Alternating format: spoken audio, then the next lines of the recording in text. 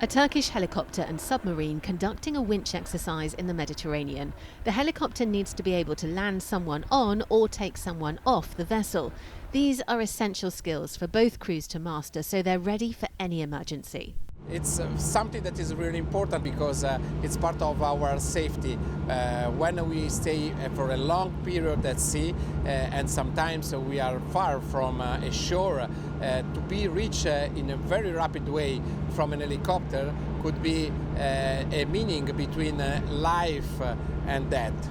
This scenario is part of NATO's anti-submarine warfare exercise Dynamic Manta. It's taking place off the coast of Sicily and runs alongside Steadfast Defender, NATO's biggest exercise since the Cold War. So the reality is this is not an easy exercise. You can see the submarine out there in the water. The helicopter has tried a few times, but it's going back round for another go.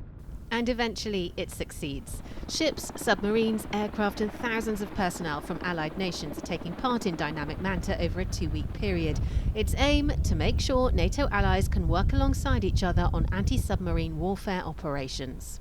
It gives us a chance to operate ASW assets against very capable submarines and submarine commanding officers.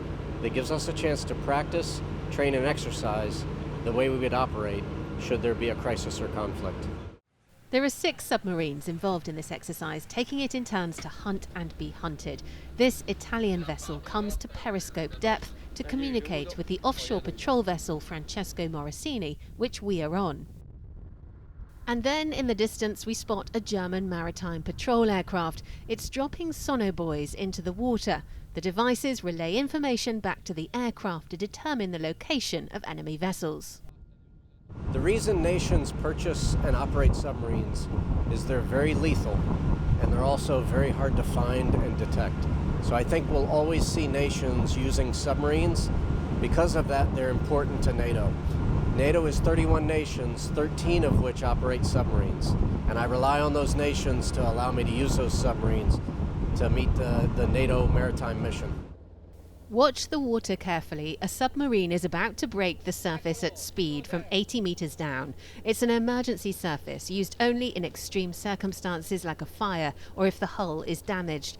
All the skills being practiced here are designed to ensure NATO is ready to defend the alliance. Claire Sadler, Forces News, Sicily. Thanks for watching. For more from Forces News, like and subscribe to our channel.